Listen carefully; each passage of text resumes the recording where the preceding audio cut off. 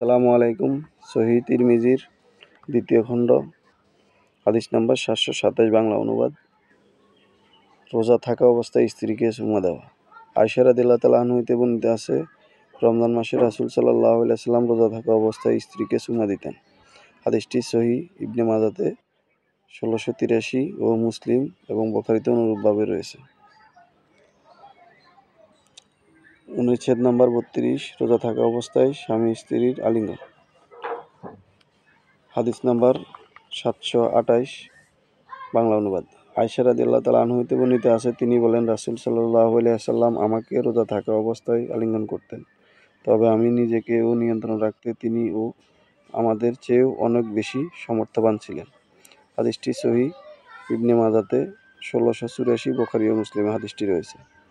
হাদিস নাম্বার 729, বাংলা অনুবাদ। আয়েশা রাদিয়াল্লাহু তাআলা আনহা হইতে বর্ণিত আছে, তিনি বলেন, রোজা থাকা অবস্থায় রাসূল সাল্লাল্লাহু আলাইহি ওয়াসাল্লাম স্ত্রীকে চুম্বন দিতেন এবং আলিঙ্গন করতেন, আর তিনি ও আমাদের চেয়েও অনেক বেশি নিয়ন্ত্রণের অধিকারী ছিলেন। হাদিসটি সহিহ ইবনে মাজাতে 1678, বুখারী ও মুসলিমে হাদিসটি রয়েছে।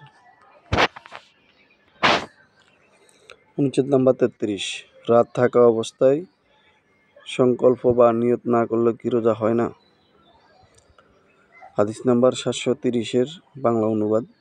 হাফসা রাদিয়াল্লাহু তাআলা আনহা হইতে বর্ণিত আছে, নবী সাল্লাল্লাহু আলাইহি ওয়াসাল্লাম বলেন, ফজরের পূর্বে যেই লোক ও রোজার থাকার নিয়ত করেনি তার রোজা কবুল হয়নি। হাদিসটি সহিহ ইবনে মাজাতে 1700-তে রয়েছে।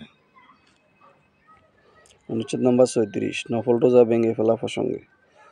উম্মে হানি রাদিয়াল্লাহু তাআলা আনহা হইতে বর্ণিত আছে, তিনি বলেন, রাসূল সাল্লাল্লাহু আলাইহি ওয়াসাল্লামের নিকট আমিও বসা ছিলাম।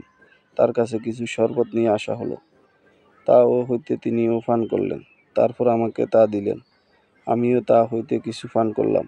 আমি বললাম, আমি তো অপরাধ করে ফেলেছি, আপনি আমার ওর জন্য ক্ষমা প্রার্থনা করুন। তিনি বললেন, তা কিভাবে?